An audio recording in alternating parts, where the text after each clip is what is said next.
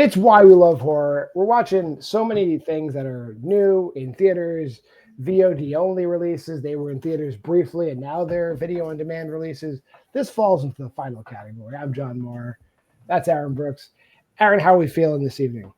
I'm excited to be here. It's a found footy movie. I don't think we reviewed House of Eden on the channel. I did. Oh, you did? I didn't. I wasn't here for that review. Yeah. Don't worry. That was the worst horror movie of the year. So thank God I was not here for that. I am here for Eli Roth Presents Dream Eater.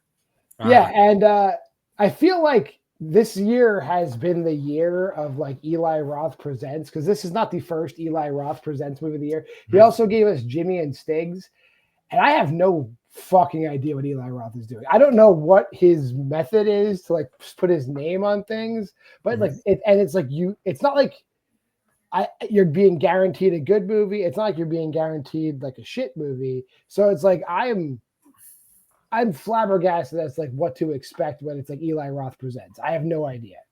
Yeah, I mean, through the first two movies of, I believe he has a movie studio now. They're very different, and I'd say differing, in a way that goes to your point. Like, you really don't know where he's going. I just try to ignore it at this point. I like Eli Roth more than most people also, so that's part of being married to Abby is that I have to love Eli Roth. There's just no brand. Like I maybe that is the brand. The brand is that there's no brand, but like, yeah, you're right. Like this and then Jimmy and Stiggs are like, they are wildly, tonally different, thematically different, production wise different. And I do feel it puts it like, I hope over time gets ignored more, because I think it's putting an unfair target on this movie's back. Like, just like off the bat, like, this isn't the best found footage movie ever. It really isn't. Like, as somebody who's watched quite a bit of found footage, like, it has a lot of tropes. I can kind of tell where it's going pretty early on. So for me, one of my big negatives, I guess, jumping into it, it's about a couple who goes to a remote cabin on a holiday. Like, that's it. They film basically in the middle of Canada. We just saw a movie like that. I was just about to say, they film in the middle of Canada. Does it sound like Keeper? Yeah, it's not Keeper, but it's Keeper at home. But not really. It's very different. But same basic premise there. So the guy, I really liked him. He's one of the directors. His name's Alex Lee Williams, first time acting. And he puts on, I think, the best performance by far of the two. Mallory Drum, to me, did not work for a few reasons, for her character. And then you can kind of go more into, like, just, would she really stay through all this? Which is always I'm going to throw up spoilers for this, because it's like really my one criticism of the movie. Like, let's go into the synopsis first of all. Like, Alex, and their names are their names in real life. So Alex and Mallory are a couple. Right. Alex has parasomnia, which is like kind of like sleepwalking, kind of like night terrors, but he's like, his eyes are open, but he is in a sleep state, and he like gets delusional. And then prior to the events of the movie, he had gotten violent to the point that they called 911 and he injured himself.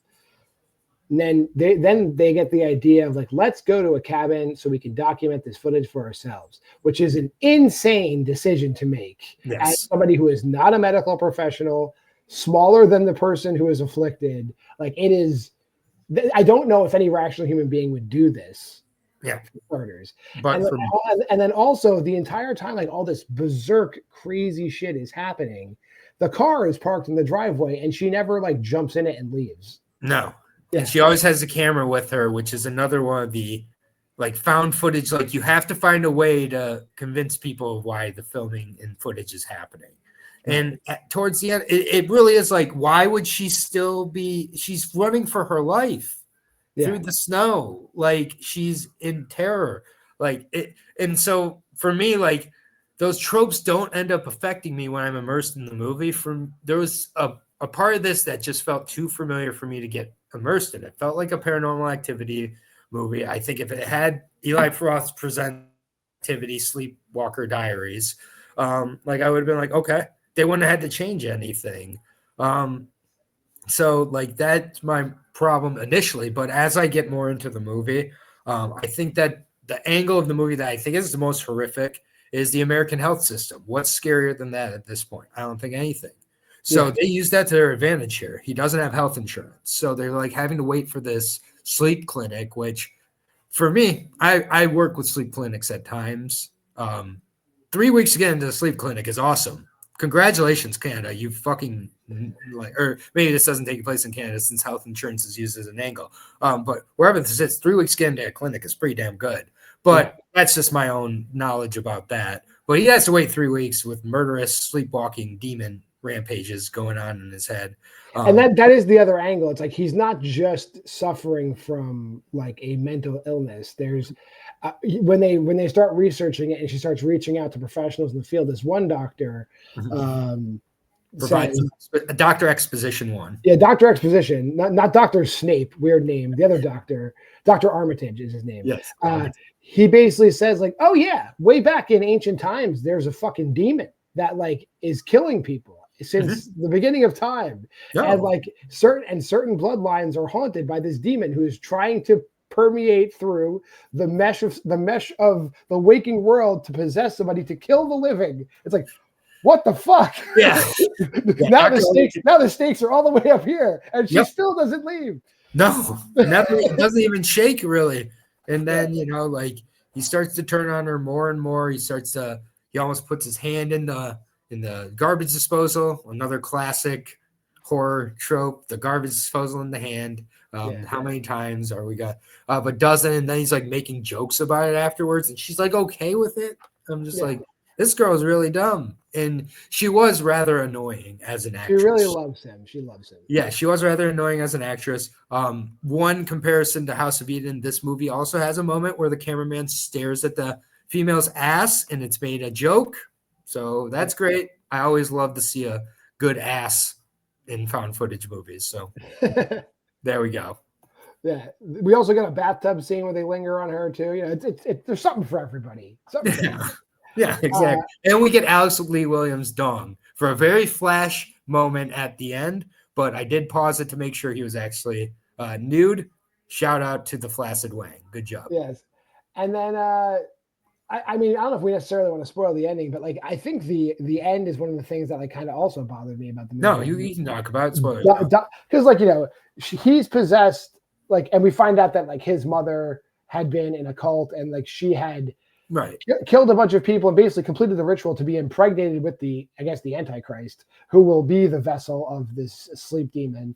And he never wanted to know about his birth family, never wanted to know about it. So like convenient. And then on the day of his 30th birthday, he becomes possessed, but she kind of kills him in time. Yes. But that does not stop the demon from crossing over. And the way it's just like kind of revealed is kind of like one of those hokey, trite, tacked on horror endings where the demon just shows up. Mm-hmm. Yeah. And that's it. And so, by the end of the movie, I was a little bit let down. It's not like the worst movie I've seen this year at all. I feel people are being a little overly harsh on it at the end of the day. I agree. I don't think it's great either, or even necessarily very good. It's kind of good. I want to say I had a decent time, but let's drop out this spoiler thing and get to the ratings. I believe you can go first this time. Yep. Usually I'm the generous grader, especially with found footage, but maybe because it's found footage, I was a little harsher here. I got 3 videotapes for this one. It's kind of good, kind of bad at times.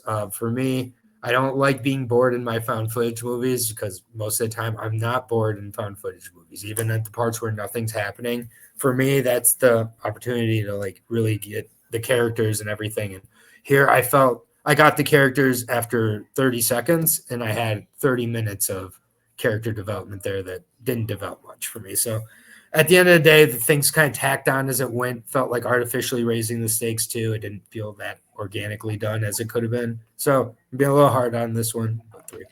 Yeah, I feel like there was a lot of missed potential here. I'm not not that you were negative. I'm just not as negative about the movie. I'm at 3.5. It's only 90 minutes. It's entertaining. They tell the story effectively. It's just there's a few things that are just like why, and then at the end it's a bigger why. And that keeps it from being like a 4.5. But like it's not. This is not a movie you need to avoid. Like you can. Not House.